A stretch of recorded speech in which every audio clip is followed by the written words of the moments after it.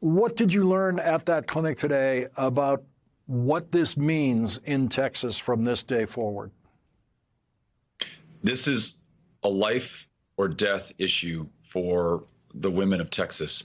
The last person to speak, Leslie, an African-American woman in Houston, reminded us that Texas leads much of the developed world in the rate of maternal mortality because as you have foreclosed every opportunity for an abortion, you've also closed off access to a cervical cancer screening, a family planning provider, or the ability to see any kind of doctor at all in the least insured state in America. For Black women, it's 3 times as deadly to be in the state of Texas. A total abortion ban, no exception for rape, no exception for incest, all because of Greg Abbott, who signed this into law more than a year ago. And as you pointed out, it goes into effect today, the 25th of August. However, what I also learned from these extraordinary women who spoke at this press conference is that we as a people are more than a match for this moment.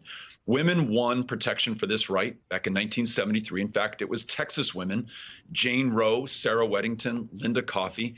They won the way back in 1973. We will win it back with Texas women in 2022. It is the only way through, the only way to overcome it. It's to win this election against Greg Abbott on the night of November 8th.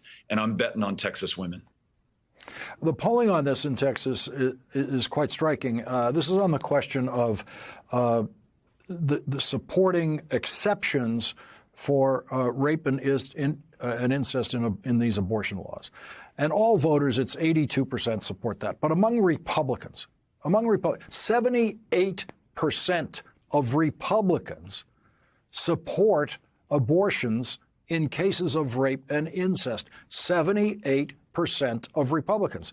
And Governor Abbott and the Republican legislature legislated something in opposition to the beliefs of 78% of Republicans. How did they do that? On this issue, one of the most, if not the most important issues to be decided in this election, Greg Abbott has the full support of 11% of our fellow Texans. So I want to make this clear to your viewers tonight, in and outside of Texas. This total abortion ban, without exception for rape or incest, one of the most extreme laws in this country, is not a reflection of who we are in the state of Texas.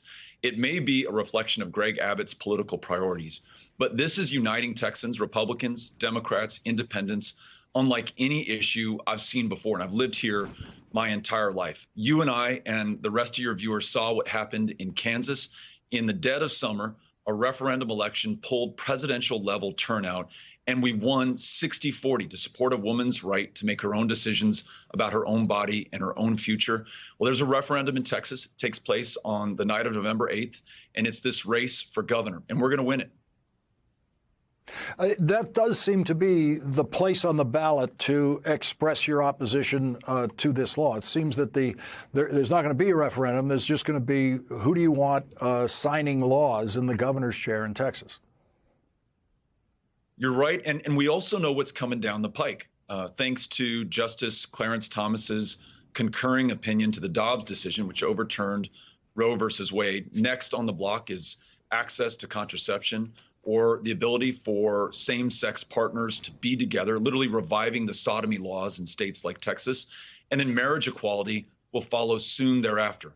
If Greg Abbott's in office, I think there's a good chance he signs legislation to pursue that dark, extreme path for America's future.